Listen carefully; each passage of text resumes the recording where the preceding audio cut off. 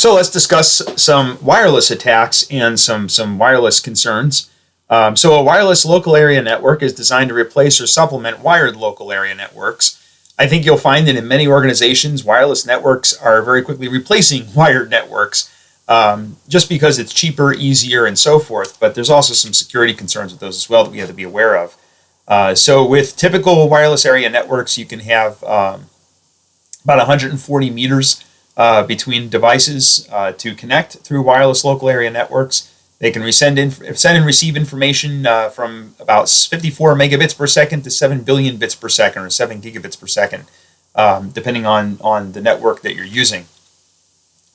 So IEEE, the Institute of Electrical and Electronics Engineers, is probably the most influential organization when it comes to wireless networking communications, and also wired as well. Most of the standards and protocols that we use come from the IEEE. IEEE is a pretty old organization. They started in 1884. Obviously, they do a lot more than just computer networks and things of that nature.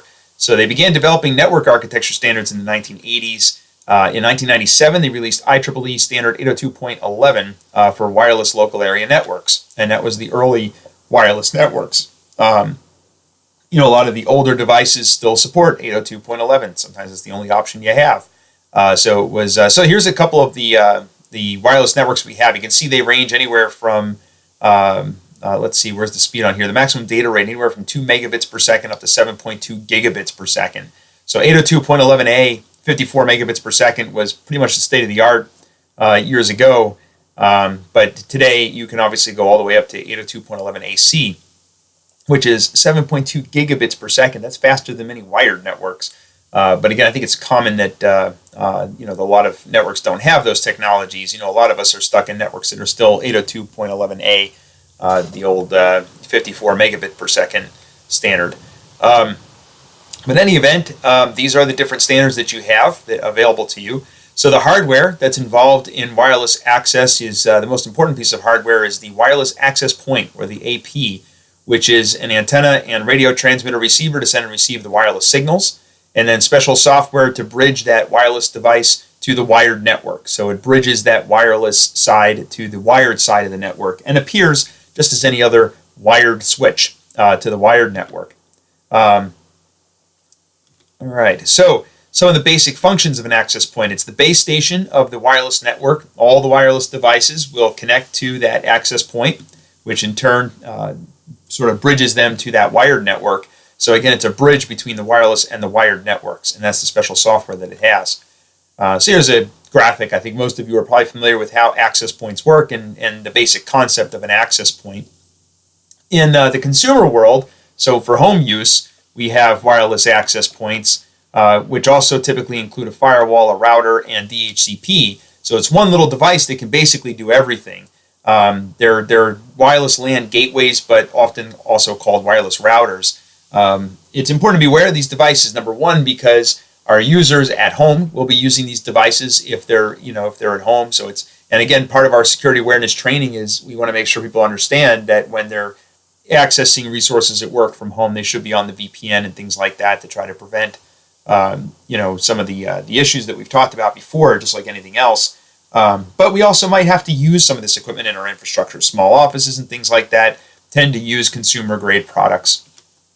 So some of the attacks that I'm going to talk about rely on sort of this concept and why we care about this and why it's kind of a separate subject. You have the network hard edge, which is the sort of the old way of thinking about networks, where somebody has to have physical access to the building to get through that hard edge of the network in order to get access to our network.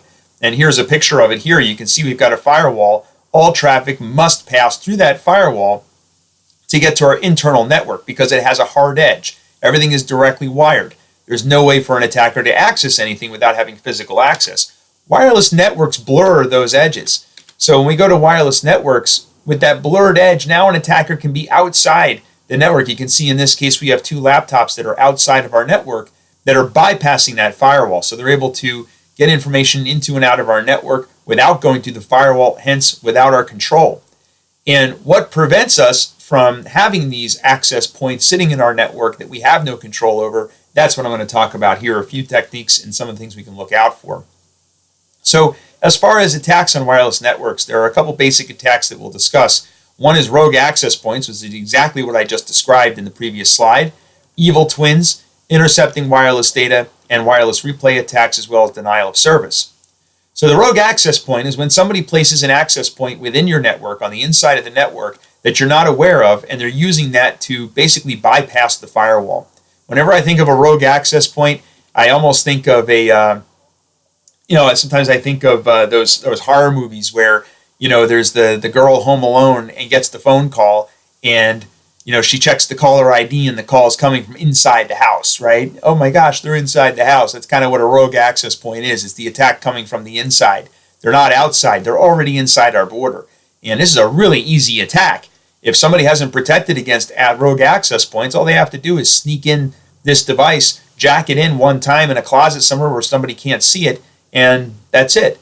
I may post in Blackboard an example of this attack that came out just recently. I think it was in Ohio, where prison inmates put a rogue access point somewhere in the prison so they could use Wi-Fi to access the internet from inside the cell block where they're not supposed to have the internet, right? So people would sneak in cell phones and they'd be able to access the internet by going through a rogue access point that was in the administrative offices of the prison because there was no protection on the ports and things like that. Another example of a rogue access point is the evil twin. Basically, an evil twin is an access point that appears to be a valid access point in our network, but it's really the attacker. So it's the way for the attacker to get people to connect through them rather than going to the legitimate access points that are inside the network. So one of the common wireless attacks is intercepting and reading data. It's a lot easier to intercept the data with wireless because it's in the air. You just have to have an antenna and a device that can read, that can pick up that information or that data, I should say, and somehow interpret that to do whatever it is you want to do. So now all of a sudden encryption becomes much more important. So an attacker can pick up the RF signal from an open or misconfigured access point. They can read confidential wireless transmission. If an attacker manages to connect to enterprise wired network through a rogue access point, they could also read broadcast and multicast wired network traffic that leaks from wired network to the wireless network. So you can use this as a reconnaissance tool to find out about the wired network in addition to the wireless network. So a replay attack is not all that unlike the replay attacks I discussed in other units, where the wireless attack can hijack a wireless connection to perform wireless man-in-the-middle attack. They can make it appear that the wireless device and the network computers are communicating with each other when they're actually sending and receiving data through the evil twin access point, through the man-in-the-middle. And again, I call this I think I talked about this before, but I call this the Starbucks attack. You go sit in a Starbucks and you set up your access point in the Starbucks with a legitimate sounding name, and people will connect to you instead of the real network and think that they have free internet when really you're doing that for nefarious purposes because you're trying to capture that traffic. But a wireless replay attack can also not only capture that traffic, but then they can send to the original recipient without the attacker's presence being detected.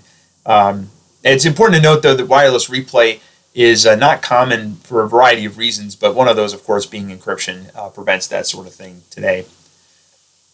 So wireless denial of service attack would be jamming. So if we, every time I think of RF jamming, I always think of Spaceballs when they jam the radar, with Strawberry Jam, I think it was. But in any event, jamming is when we jam the signal so that people can't access the network. If you want to do a little bit of Googling, a really interesting case of this is the Marriott got hit with some fines from the FCC because they were doing this. If you've ever been to a conference at a hotel, you're probably aware that one of the ways they try to capture revenue is by forcing everyone to use their wireless access points. So you have to pay $30 a day or whatever it is to access their internet. If you've got 1,000 people at a conference, that's $30,000 a day in additional revenue. That's a lot of money. So Marriott noticed that people were coming in with their own cell phones, creating their own access points, and then people would connect through those access points, thus bypassing their service, which they were losing a lot of revenue when people stopped paying that $30 a day. So to work around that, they bought these devices that would jam your signal so that you would have to connect to their access point. So it jams everyone else's access point. The FCC did rule that that was not legal, so they got a fine for that. You're not technically allowed to do that, and that's a jamming attack. So what the Marriott did is a textbook wireless jamming attack, but we could also be the victim of these types of attacks in our own networks. So another wireless denial of service attack that takes advantage of the 802.1 or 802.11 design weakness. Different types of frames can be spoofed by an attacker to prevent a client from being able to remain connected to a LAN. So again, you can create these specially crafted packets so that it prevents people from connecting. So home users can also face some of these different attacks that we talked about: data theft, reading wireless transmissions, injecting malware, and so forth and so on. So one of the attack methods with wireless also is war driving. This is a term that comes from the old term war dialing, which came from a movie called War Games, where a kid accidentally breaks into a Department of Defense computer by just dialing phone numbers over and over again in Silicon Valley. The war driving is where you drive around looking for open wireless signals, or you could be on foot looking for open wireless networks. And war chalking is when you find an open network. They used to chalk that the network was open. They used to leave little symbols behind that look like this that would tell you what the network name was, whether it was an open network, a closed network, and they might even give you the bandwidth you might be able to expect in that network. And they might even give you the password for the network if they were able to get the password, if it's using WEP and they broke the password. So that, again, war driving is a common attack, but I think a lot of companies now, one of the things that a lot of us think about in IT security is let's lock down our wireless networks so that people can't connect to our corporate networks, which is fine. But if you don't give some access, then people will find another way to get in. So a common technique is to create a guest network because, idle attackers will just simply connect to the guest network and do what they need from there instead of trying to break the network to get into your corporate network, which obviously has much larger concerns. So it's a good idea to kind of give users a playground in a guest network that they can use to connect. All right, and these are just some of the tools you would need to do war driving and go around and find open networks. And again, I don't think this is as common as it used to be because most people now offer these guest networks that you can connect to without having to get through. But again, war driving, the real concept here is that people, since these are transmitted signals, anyone can pick up those signals and do some reconnaissance to figure out how to access your internal resources. So 802.11 committee recognized that wireless transmissions were vulnerable, so they started thinking about ways to protect wireless LANs. But some of the initial protections that they used were not very effective. One is wired equivalent privacy, or WEP. But later on, we had some of the other technologies were Wi-Fi protected setup, MAC address filtering, and SSID broadcasting. So these are 4 techniques that sort of came about with this need to protect wireless networks. But again, they weren't entirely effective. As far as wired equivalency protection, or WEP, this was early encryption in wireless networks. When I say early, like maybe 10 or some odd years ago. Well, more than 10 years ago. Gosh, now probably 15 years. But it relied on a shared key that was known only by the wireless client and the access point. There was initialization vector, which is a 24-bit value that changes each time a packet is encrypted and combined with the shared key.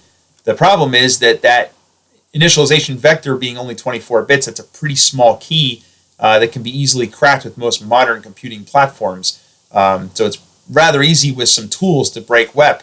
If you can go and download tools online for free that will crack WEP in a matter of seconds. So it's pretty arbitrary. It might stop an idle attacker that's somebody who's not very technically savvy, but anybody in the industry or business would very easily be able to crack WEP. WEP creates a detectable pattern that can provide the attacker with valuable information to break encryption, et cetera, et cetera. So WEP is basically useless. So if you were relying on WEP, that was not a very useful technique to protect your network. One of the other problems that came around was this thing called Wi-Fi protected setup. And the idea was that users would have a single button or a pin they would put in to automatically configure their wireless network. But that means an attacker could also connect to that network. So if they tried to attack the network at the time somebody hit that button, they'd be able to connect to the network. And there's certainly some social engineering tactics you could use to get the pin or to get somebody to hit that button in order to connect to their network. So again, lots of flaws with this Wi-Fi protected setup. In fact, I have a router from Verizon that has this Wi-Fi protected setup button, and I remember they came out with an update for it a few years ago that disabled that button, so it no longer worked because they recognize the vulnerability. Another option is MAC address filtering, where we basically create a safe list of MAC addresses that are allowed to access the wireless access point, which is great. We all know what a MAC address is. Makes sense. We can limit to only certain devices accessing our wireless network by simply putting in a whitelist of MAC addresses. However, as you probably found out in one of the labs, you can very easily change your MAC address. So if you know a MAC address that's authenticated to the network, you can simply change to that MAC address. And there are ways to discover MAC addresses in wireless networks. So with a little bit of reconnaissance, you might be able to just hijack somebody else's MAC address to access the network. So that's another technique, again, that's kind of fallen out of favor because it's not very effective. So another thing they came up with was the SSID, which is how you identify a wireless network. So what they thought was, well, what if we just hide the SSID? So if you're trying to look for available SSIDs from your device, if you don't see the device as available, you won't be able to connect to it. So this was another way that people try to protect these wireless networks, by simply hiding them. The problem here is that there are many utilities that will still detect and show you what the SSID is, even if you have it configured to protect it. So it's not a very effective security measure. Again, it will keep out non-technical users. It will keep out people that that are the idle attacker. That's not really the real type of attacker that's going to break into your network and things like that. It's just going to protect somebody who wants to use your network, right? So again, not a very effective technique.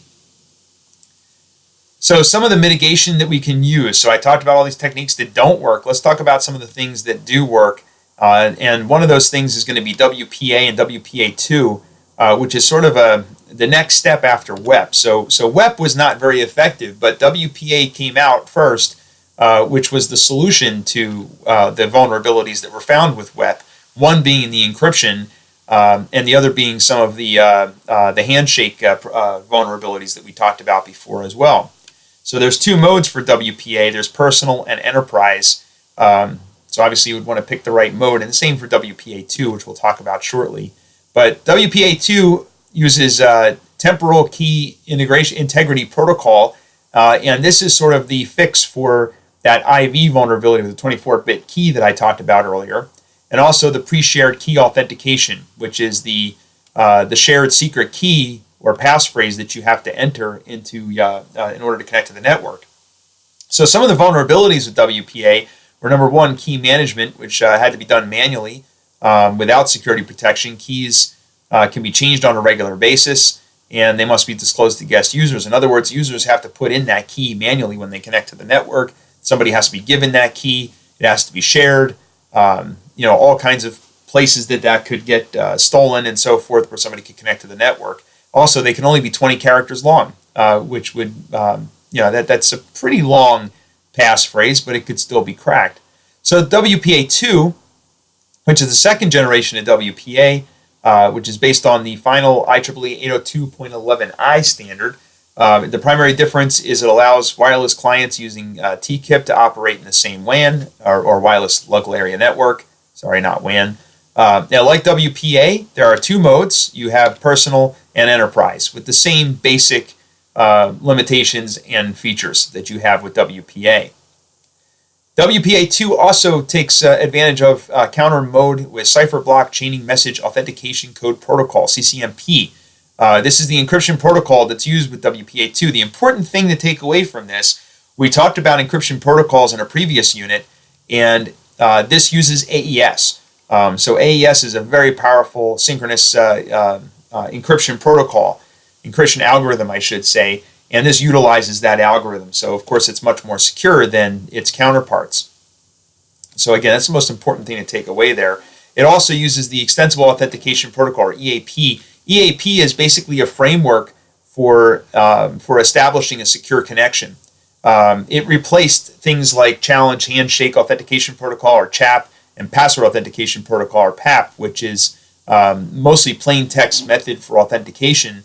EAP is fully encrypted end-to-end, So it's much more secure than those other technologies. So again, this is just another something else that makes WPA a lot more powerful. WPA2, I should say, more powerful than its counterparts. And again, it's not a framework. It's a framework rather, not an actual protocol. So there are different protocols. An older protocol was LEAP or lightweight EAP. This was developed by Cisco, but even they are now recommending other technologies like protected EAP, which works natively within Windows. So you can use your Windows, for example, you can use your Active Directory credentials to log in to an access point that's WPA2, rather than having to use a passphrase or that pre-shared key that we talked about, where you have to get a key from somebody, or somebody writes it down on a whiteboard somewhere and everybody just puts that key in. So there's a bunch of different protocols that are available for EAP, and your textbook has a list of those protocols and some of the differences between those. All right, so a public area that's served by a wireless LAN usually advertises itself or wants the user to read and accept some kind of acceptable use policy. So a lot of networks you go into, like for example, hotels, restaurants, and coffee shops and things like that, or train stations and what have you, airports, whatever, they want to have some kind of portal that when you connect to the access point, you have to read some portal. Maybe you have to provide some information to them, like your name. If you're staying in a hotel, your room number or something like that. Although sometimes I wonder how much they actually, validate that information. But they want you to type something in there. You have to agree to some kind of acceptable use policy, which nobody ever reads. Maybe you have to put in some valid login credentials for the organization. So this would be separate from authentication to the access point, and then you're allowed to access the network. So some wireless local area network access points support this, the captive portal. There's also rogue AP detection. So several methods can detect rogue access points. You can do a wireless device probe, which is a standard wireless device like a laptop computer that you configured as a wireless probe, and you walk around looking for those access points. And you have to use some additional software. You can't just use Windows to try to look for access points because they could be hiding the SSID. There's other things that could happen. So sometimes you can install some additional tools that will make it more evident that those access points are there. You can do a desktop probe where you can use the desktop computer as the probe. You can APs can detect neighboring APs. So if their rogue access point is connected onto the same LAN as your valid access point, some of those access points can actually detect other access points that are not recognized on the network, and they can alert you. And then you have dedicated probes, which are dedicated machines that are just for doing these probes, where they're looking for these rogue access points, and that's going to be your more high-end equipment that's designed to do that.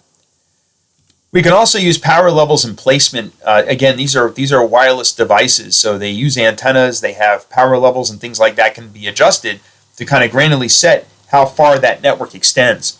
So you can reduce power, which will allow less of the signal to reach outsiders, people that are outside the network. You can kind of do trial and error to try to figure out what's that sweet spot that when you walk outside the building, you can't see the network, but from inside the building, you have connection to that network. The antenna placement can provide security. The types of antennas that you use, which our book doesn't talk about, could affect that. So you can sort of design a wireless access or a wireless network that kind of conforms to a specific shape using all of the physics that are involved. You can conform it to a shape that fits within the hard boundary that you're looking for your network. It's hard to do that, but there are certainly ways to do that for sure, or to try to limit what's extending beyond your site. I'll give you a good example of this. I taught at a school one time it was based in a building, and in this school, the students there would constantly try to connect to the wireless access point on a neighboring business. So there was a business across the hall from this school. Now, this school was kind of a strange college. It was, this college had many locations across the country that just were inside, buildings that were just office buildings. They would just take over a floor of the office building. I won't tell you what school it is, but the initials were ITT. But anyway, so users would, all these students would try to connect to the network all day long, and they got annoyed. So they kind of found ways to make it so that it was just hard to connect because the power, you couldn't get a good signal. It would drop the connection and so forth. So that was their strategy. It certainly works. If people can't connect to it, they're not going to connect to it. So it helps. But students kind of learned over time that they could go to one wall in one room and connect to that network because the school's network almost never worked right. All right, you can place them high on a wall to reduce signal obstructions and also to deter theft of those devices. So a site survey is another technique we can use where basically we do an in-depth analysis of the wireless LAN. So we walk around with those probes. We basically don't know what we don't know. So we're going around trying to make sure we have an accurate picture of everything that we have and what's transmitting in the building and so forth. And we can use that to make decisions as to what we can do to enhance the security of our wireless local area networks. All right, so in the next presentation, I'm going to talk about mobile device security.